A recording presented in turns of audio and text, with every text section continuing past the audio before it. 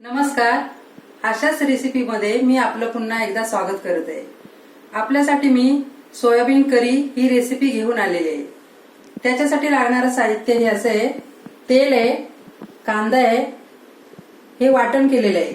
याच्यामध्ये 1 चमचा चणा डाळ, 1 लाल तिखट मिरची आहे, थोडंसं लसूण आहे आणि आलं आहे आणि हे वाटून घेतलेलं आहे.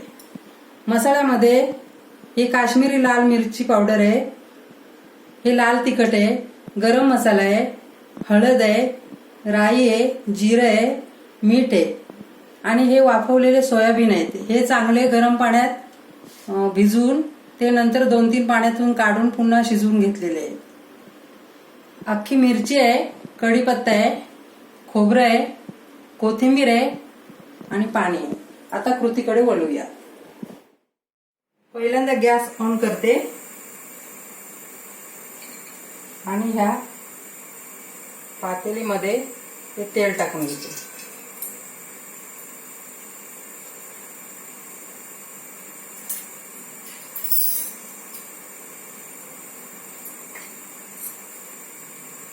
तेल गरम झाल्यानंतर राई टाकते.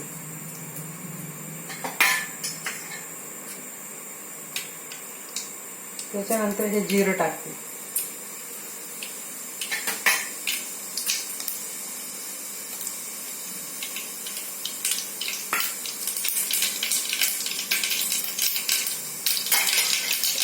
त्याच्यानंतर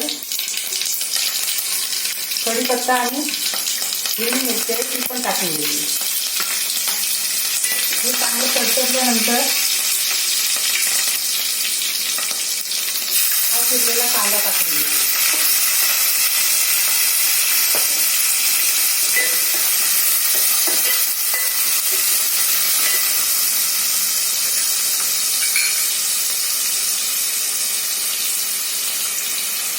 त्याच्यानंतर ही काश्मीरी लाल मिरची पावडर आहे ती पण टाकून घेते. थोडंसं लाल तिखट टाकून घेते. गरम मसाला आपल्याला सर्व लागणार आहे ते पण टाकून घेते.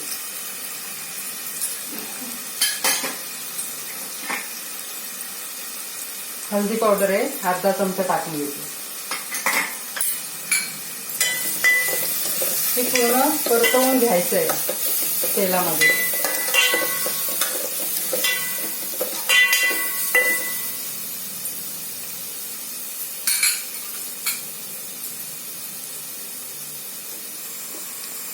नंतर हे आपलं केलेलं वाटण आहे ते पूर्ण टाकून घ्यायचं.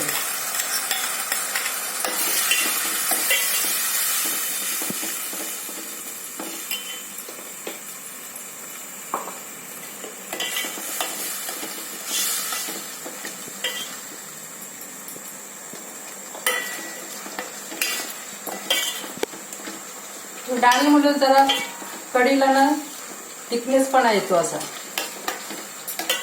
त्याच्यामुळे मी 1 चमचा डाळ या वाटणामध्ये घातलेली आहे.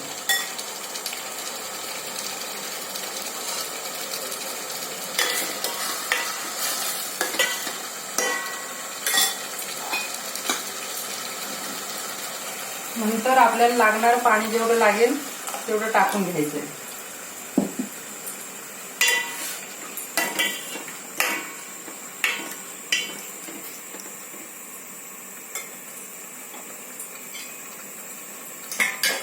चवीपुरतं मीठ टाकायचं. आपण सोया शिजवताना पण त्याच्यामध्ये थोडंसं मीठ घालून शिजवलेलं आहे. त्याच्यामुळे मिठाचा अंदाज घेऊनच थोडंसं कमी जास्त प्रमाणात टाकायचं आहे.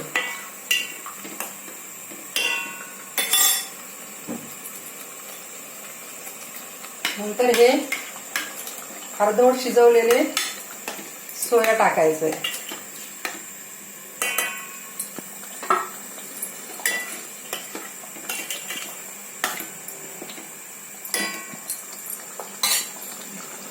शिजण्यासाठी थोडंसं पाणी घालायचं.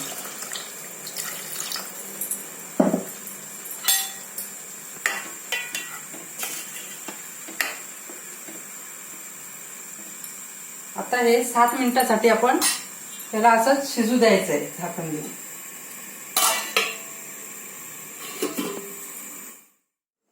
आता आपली ही सोयाबीन करी झालेली आहे.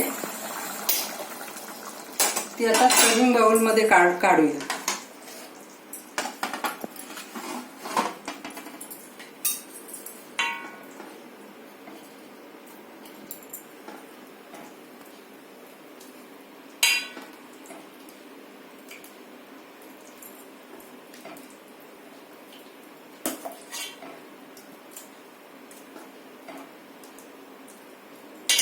ही तुम्ही भाकरी सोबत, चपाती सोबत किंवा भातासोबत पण खाऊ शकता.